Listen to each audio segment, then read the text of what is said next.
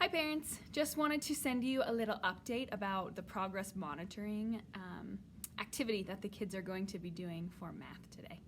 So on iReady, which is a resource that we use all the time here at school, we keep track of the kids' progress in reading and math with the iReady assessments.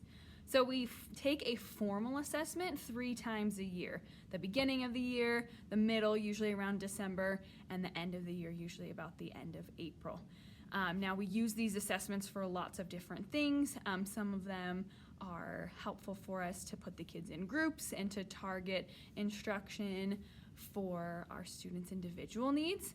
So one thing that we do in addition to testing 3 times a year is we progress monitor the kids, which is like a little quiz almost to see where they're at. So your kids might be thinking, if you've already told them they're going to do iReady today, they might be thinking, oh no, it's this big long test, because at the beginning of the year, the only one we've done so far was pretty long. It starts out and it takes the kids about 40 minutes to do it.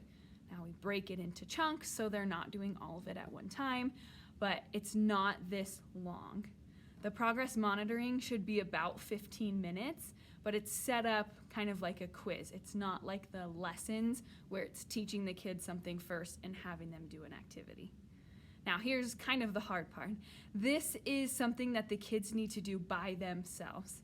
So as much as we want to jump in as parents and help our kids when they're stuck on something or they're frustrated, we don't want you to do that. We want this data to be accurate for us so that we can really use it to inform our instruction.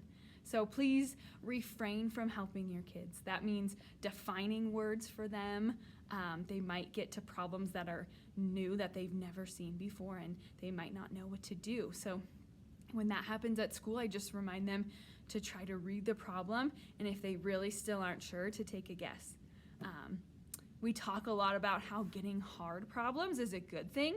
The test adapts to the kids as they go, so if they're successful and they're answering the problems quickly and easily, it's going to bump them up harder and harder until they start kind of feeling a little bit more so that it can find the level that the kids are at, if that makes sense. So hard problems are actually a really good thing. It means that they're doing well and answering the questions correctly.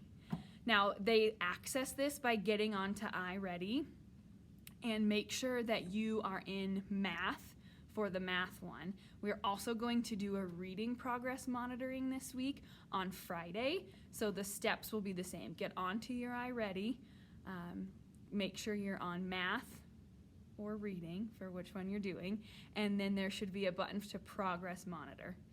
Once your kids are in that, leave them with headphones, let them be on their own, because we really don't want you jumping in to help them. So yeah, and we've done it at school, so hopefully it will look familiar to the kids. The format of the questions will be the same, but we really just want to check in and see where their kids are at. So that's your only thing to do for math today. If it's taking much longer than 15 minutes, if you get around like 20-25 minutes and they're still not done, have them stop and send me an email. Typically it won't take that long, but every once in a while I get somebody who somehow has gotten back on like one of the formal tests or something. So please, if it's taking longer than that, let me know. Thanks for watching. Try not to help your kids, and that's it for math today. So once they're completed with that, that's it, and we'll be back to regular lessons again next time. Thank you so much.